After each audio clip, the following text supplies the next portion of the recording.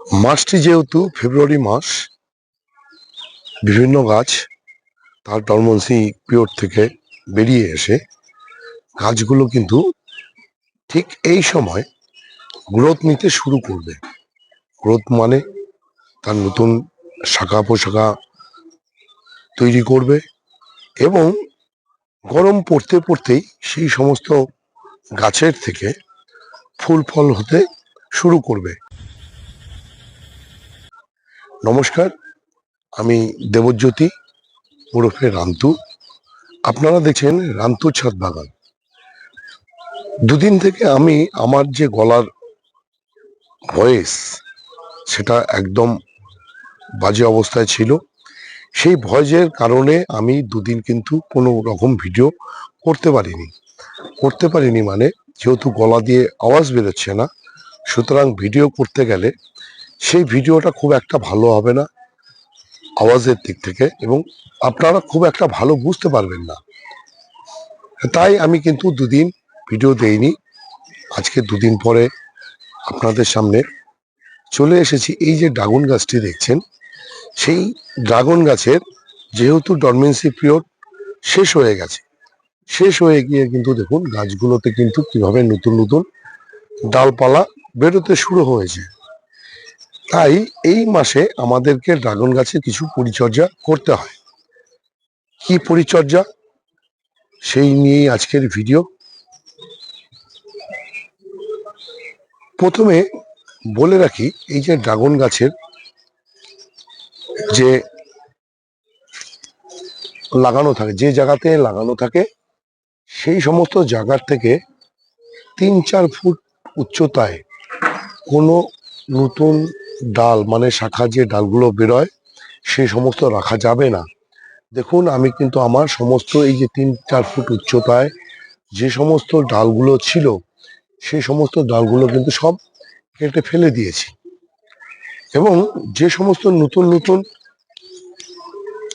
ডালগুলো আসছে সেই সমস্ত নতুন নতুন ডালগুলোর থেকে ঝুলে যাওয়ার মতন যে সমস্ত ডালগুলি বেরোবে সেই সমস্ত ডালগুলোকে রেখে দিচ্ছি। কিন্তু দেখুন, এই জায়গাটিতে একটি ডালে কতগুলি শাখা বেরিয়েছে, সুতরাং এই ডালটিতে কিন্তু এতগুলো শাখা রাখা যাবে না। যেমন এই ডালটি ঝুলে গেছে, ঝুলে যাওয়ার 1 থেকে 1.5 ফুটের মধ্যে নতুন আর একটি শাখা বেরোচ্ছে, এটাকেও রাখা যাবে না। তাহলে প্রথমে আমাদেরকে কি করতে হবে সেটা আপনাদেরকে করে দেখাচ্ছি। এই যে দেখুন, এই যে ডালটি, এই ডালটিকে কিন্তু আমাদের কেটে দিতে হবে। এই যে দেখুন, এই ডালটি ভোতা হয়ে গেছে, এটাকে রাখার কোনো মানে নেই। অযথা গাছটিকে সে যার যে গ্রোথিং সিস্টেম রয়েছে গাছের, সে খাওয়া দাওয়া খেয়ে চুপচাপ বসে থাকবে। তার জন্য কি হবে, যে সমস্ত ছোচালো ডালগুলি বেরোবে, দেখুন এটা যেমন ছোচালো একটি ডাল বেরোচ্ছে, এটাও ছোচালো ডাল, এই ডালগুলোকে বাড়তে দেবে না। ঠিক তেমনই দেখুন, এই ডালটি রয়েছে কিছুটা ছোচালো, কিন্তু এটাও ছোচালো রয়েছে, এটাকে আমি কাটবো না। আবার দেখুন, এই ডালটি কিন্তু যেহেতু নিচের থেকে বেরোচ্ছে, সুতরাং একে বাড়তে দিতে হবে। ঠিক তেমনি এই যে দেখুন, এখানে আরেকটি ছোচালো ডাল বেরোচ্ছে, এই ডালটি কিন্তু রেখে দেব। এভাবে আপনাদেরকে দেখে দেখে ডালগুলো কেটে দিতে হবে। দেখুন, এখান থেকে আরো নতুন দুটো ডাল বেরোচ্ছে, কিন্তু এই ডাল দুটোকে রাখার কারণ হচ্ছে এই ডাল দুটো বড় হয়ে কিন্তু ঝুলে যাবে, সুতরাং এই ডাল থেকে কিন্তু ফল পাওয়ার আশা করতেই পারি। আবার দেখুন, এই ডালটি কিন্তু মোটামুটি ভোতানো, এই ডালের থেকে কিন্তু আমরা ফল পাবো না, সুতরাং এই ডালটিকে এই যে কেটে দিলাম। এবার এই যে কাটাকাটি করলাম, কাটাকাটি করার পর আপনাদের ড্রাগন গাছে কিন্তু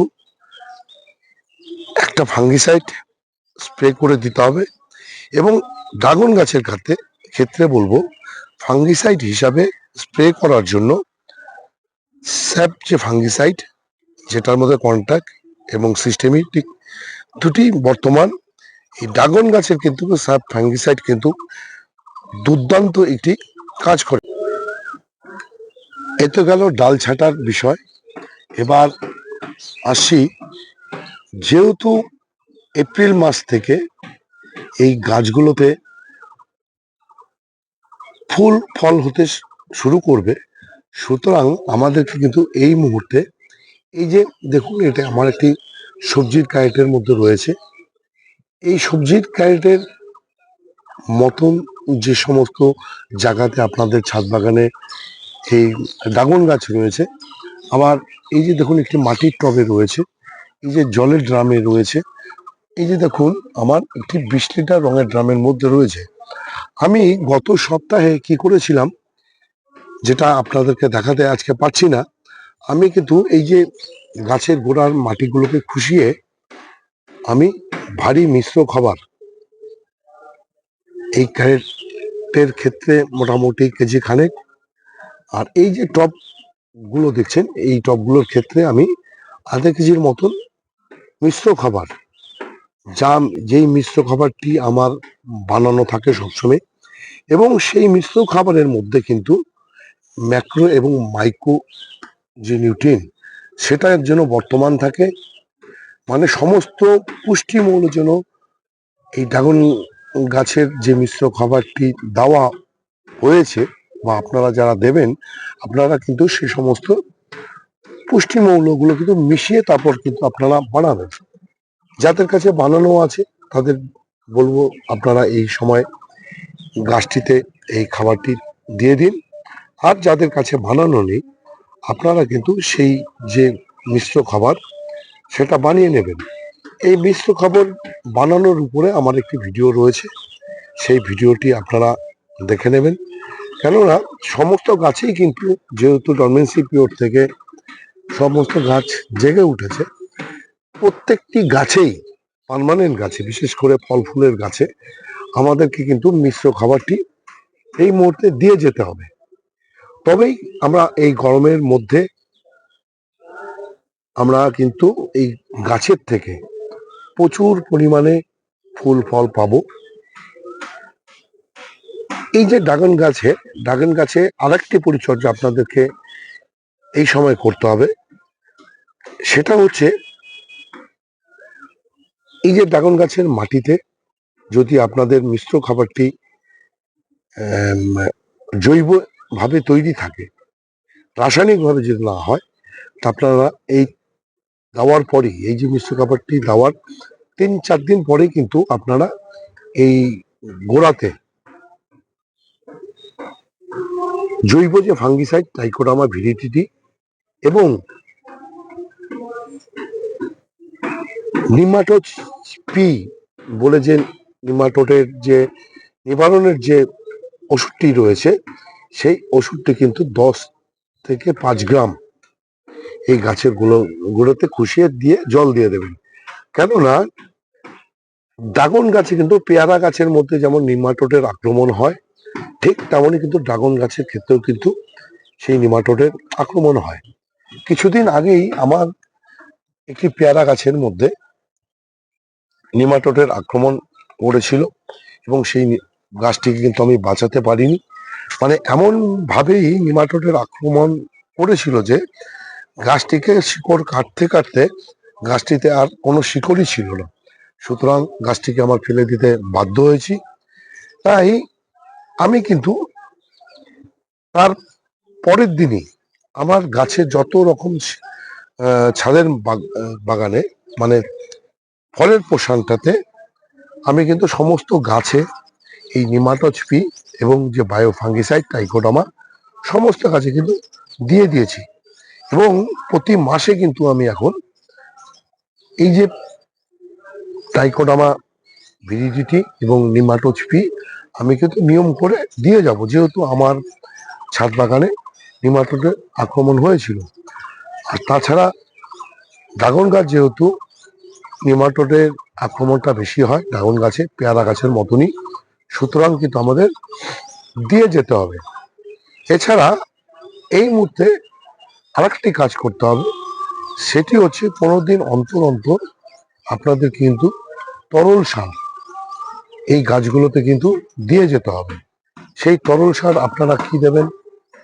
সবজির খোসা ভেজানো জল দিতে পারেন।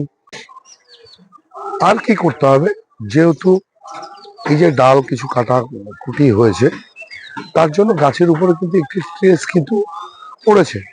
যেহেতু মাটি কাটা, মাটির শিকড় বাকড় একটু চেঁচে নিয়ে, মানে উপরের থেকে কিছুটা মাটি তুলে নিয়ে তাতে কিছুটা শিকড় কাটা পড়েছিল।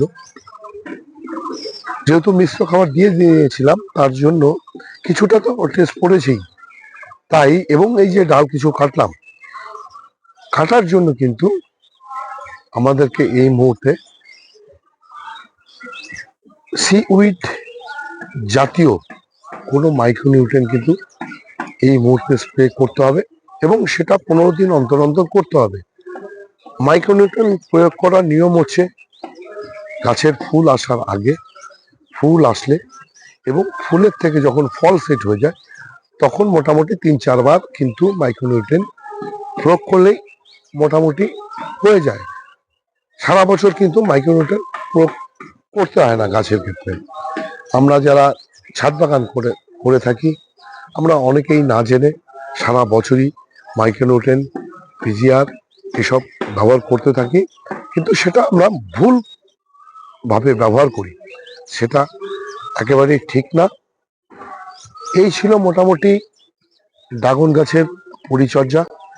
এই পরিচর্যাটুকুই যদি আপনারা করে ফেলতে পারেন এই সময়ে, যেহেতু ফেব্রুয়ারি মাসের একদম শেষ মুহূর্তে এসে দাঁড়িয়েছি, মাঝে 2 মাস, তারপরেই এই গাছগুলোতে কিন্তু ফুলে এবং ফলে ভরে যাবে।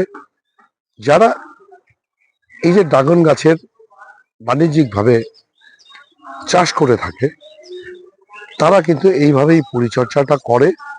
কারণ আমার চ্যানেলে ভিডিও রয়েছে, এবং আমি একটি ড্রাগন বাগানের ভিজিট করেছিলাম। সেই ড্রাগন বাগানের যে মালিক, উনি আমাকে কিন্তু তাদের গাছে যে এইভাবে যে ফুল হয়, এইভাবে যে ফল হয়, তার যে আসল রহস্যটা তিনি কিন্তু আমাকে বলেছিলেন গাছগুলোতে এই মিশ্র খাবার দিতে। যেহেতু তাদের বাগানে প্রচুর গাছ, সুতরাং তাদের পক্ষে তরল খাবারটি দেওয়া সম্ভবপর হয়ে ওঠে না। তারা কিন্তু এই মাইক্রোনিউট্রিয়েন্ট এভাবে স্প্রে করে, মানে ফুল আসার আগে থেকে 3-4 বার। আর তারা ফাঙ্গিসাইডটা কিন্তু প্রচুর ব্যবহার করে, এবং ফাঙ্গিসাইড ওনাদের কাছ থেকে আমার শোনা, সাব ফাঙ্গিসাইডটি হচ্ছে ড্রাগন গাছের জন্য খুব একটি কার্যকরী ফাঙ্গিসাইড। এর আগেই বললাম, যেহেতু সাব ফাঙ্গিসাইডে সিস্টেমেটিক এবং কন্ট্যাক্ট দুটোই মিশ্রিত, সুতরাং ড্রাগন গাছের ক্ষেত্রে যে সমস্ত সমস্যা, সেই সমস্যা কিন্তু একমাত্র স্যাফি মানে উপকার করে আর কি, ব্যবহার করলে। এই ছিল আজকের ভিডিও। এই আজকের ভিডিওটি যদি আপনাদের ভালো লেগে থাকে, তাহলে একটি লাইক দেবেন, কমেন্ট করবেন, আর আমার এই যে চ্যানেল রান্তুর ছাদ বাগান, এই চ্যানেলটিকে সাবস্ক্রাইব করে নেবেন। কেননা প্রতিদিন দুপুর 1টায় আমার যে চ্যানেল, এই চ্যানেলে কিন্তু কোনো না কোনো ভিডিও চলেই আসে। সেই ভিডিও দেখতে বা পেতে চাইলে আপনাদের আমার এই যে চ্যানেল, এই চ্যানেলটাকে সাবস্ক্রাইব করে নিতেই হবে। সবাইকে অশেষ অশেষ ধন্যবাদ এবং শুভেচ্ছা জানিয়ে আজকের এই ভিডিও শেষ করছি। সবাই ভালো থাকবেন, সুস্থ থাকবেন, সবুজের সাথে থাকবেন। ধন্যবাদ।